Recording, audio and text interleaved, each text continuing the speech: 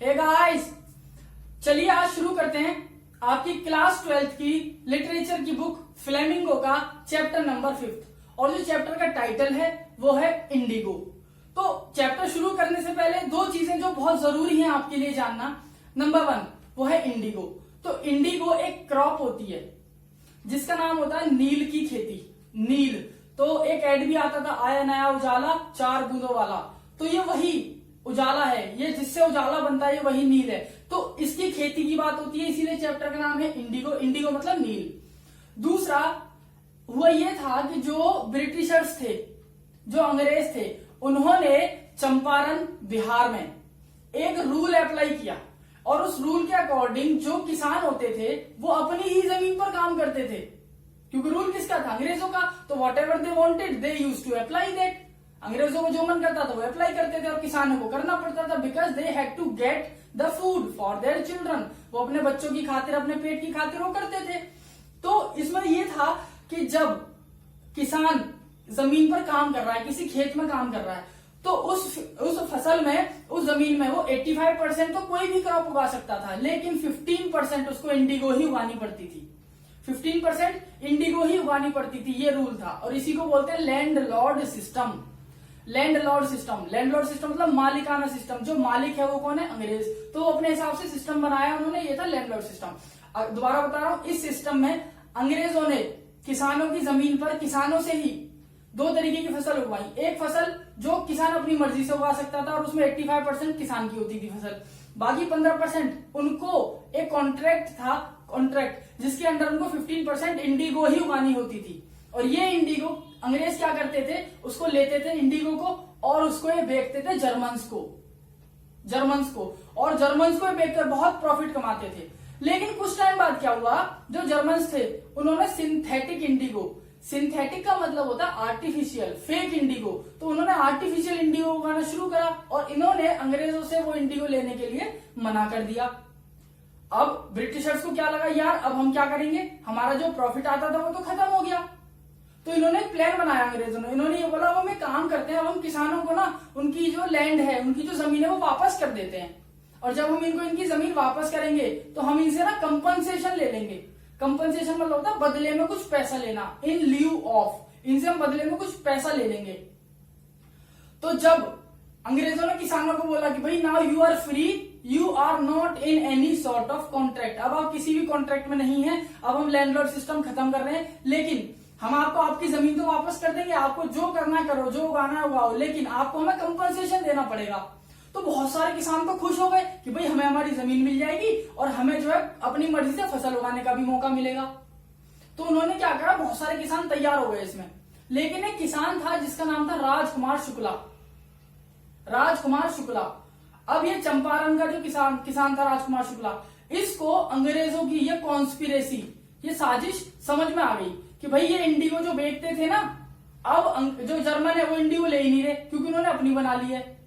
तो इसे क्या लगा कि यार ये तो हमारी ही जमीन थी, ये हमसे ही काम करा रहे थे, तो फिर हम कंपनसेशन दे क्यों? कंपनसेशन देने का कोई लॉजिक ही नहीं है। तो उसने थोड़ा सा प्रोटेस्ट करा, लेकिन वो अकेला पड़ गया। वो बहुत सारे लॉयर्स के पास भी गया, जैसे जेबी कृपलानी साहब हुए, मलकानी साहब हुए, इससे अलग आपके राजेंद्र प्रसाद हुए, ये सारे कैरेक्टर्स भी हैं आपके, ये इन सब के पास भी गया। महादेव देसाई जी के पास गया जो एक प्रोफेसर थे, लेकिन किसी से भी इसको मदद नहीं मिली। क्यों? क्योंकि जितने भी लॉयर्स थे ये सब यूनाइटेड नहीं थे। कुछ किसान खुश हो गए, कुछ मान गए अंग्रेजों की बात, लेकिन जो लॉयर्स थे इनका सपोर्ट किसानों को पूरा नहीं मिला और किसानों को भी किसानों का सपोर्ट नहीं मिला।